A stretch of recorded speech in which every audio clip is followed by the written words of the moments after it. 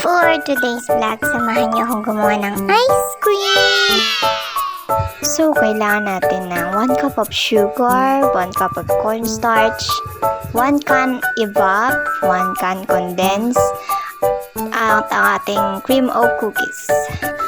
Kumuha lang ako dyan ng ating kawali kasi ito lang ang pinakamalalim ko at lalagyan natin yan ng 7 cups of water.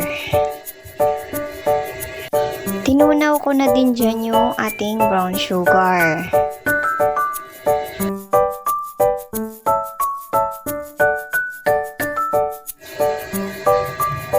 At painitin na natin to.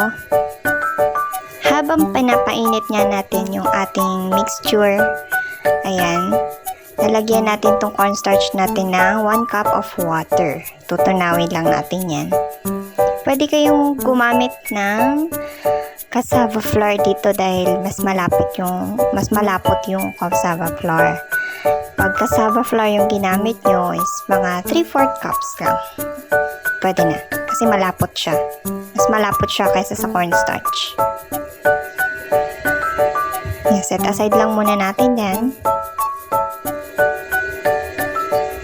Pag malapit ng kumulo or kumukulo na yung ating mixture, pwede na natin ilagay gradually yung ating cornstarch hanggang sa lumapot siya.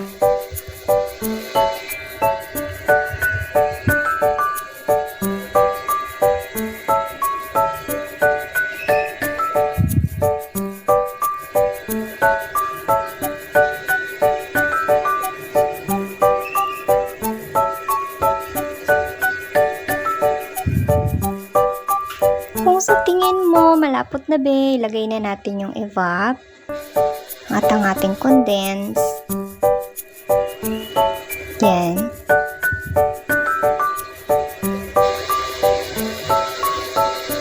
And yung next naman na yung ating cookies or yung vanilla cream filled cookies natin. Cream o ang ginamit ko, guys.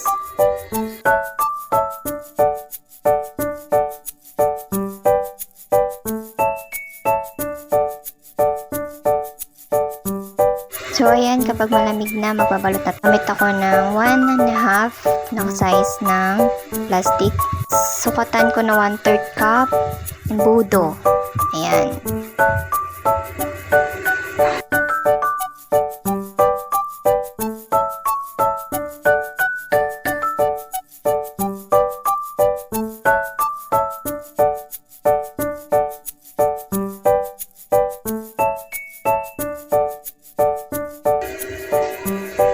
Ayan.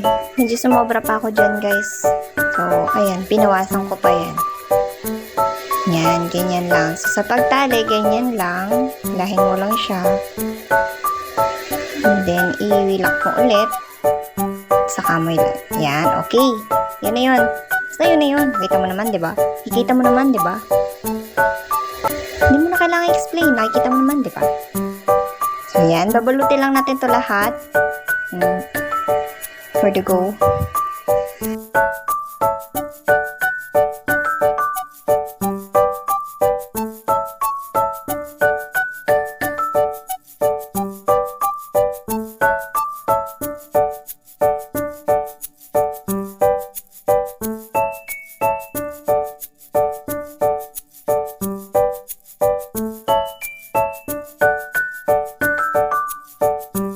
Kung napapansin nyo mga Marsh, ayan, mahaba yung plastic. So, gugupitin lang natin yung mga excess na plastic na yan. Ginagupit na nga ng aking Junakis dyan.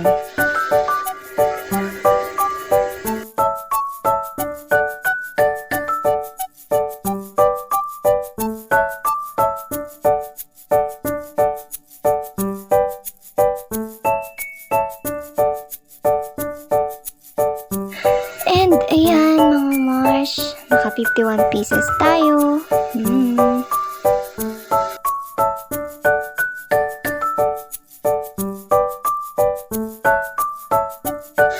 Gawin nyo to sa mga ice candy nyo mga moms at sigurado. Napaka-creamy, napaka-soft.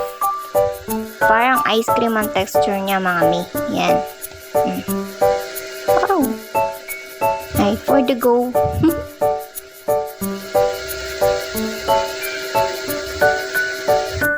Yummy! Wow! Thanks for watching!